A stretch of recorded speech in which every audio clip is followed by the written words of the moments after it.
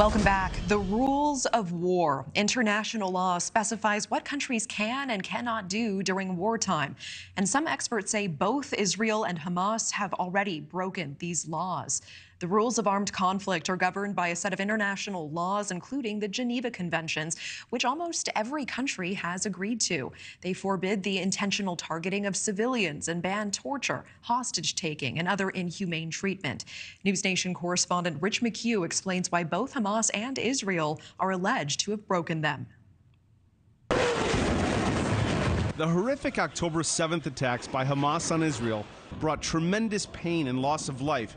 Over 1,400 Israelis, including children. They murdered civilians, took untold number of hostages, breaking the fundamental rules of war. The deliberate cruelty of Hamas vividly reminds me of ISIS.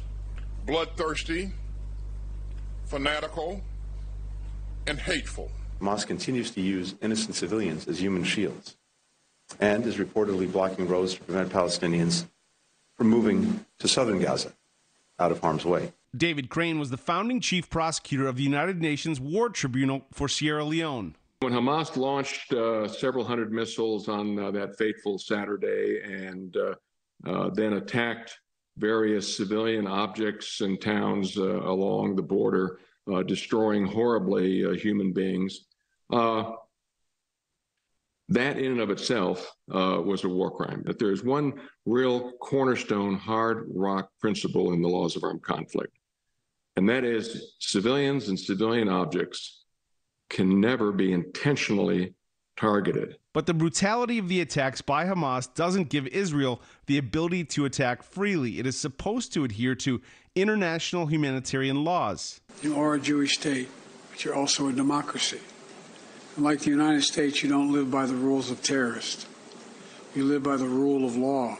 To date, Palestinian health authorities estimate over 1,800 civilians, including children, have been killed by Israeli airstrikes. Nearly a week after the horrific attacks by Hamas on Israel and its people, Israel ordered the evacuation of 1 million Palestinians in northern Gaza, cut off water and power to the residents there, and they were accused of bombing evacuation convoys in Gaza. Now both sides are being accused of breaking the rules of war. Former British diplomat in Jerusalem, Richard McHugh.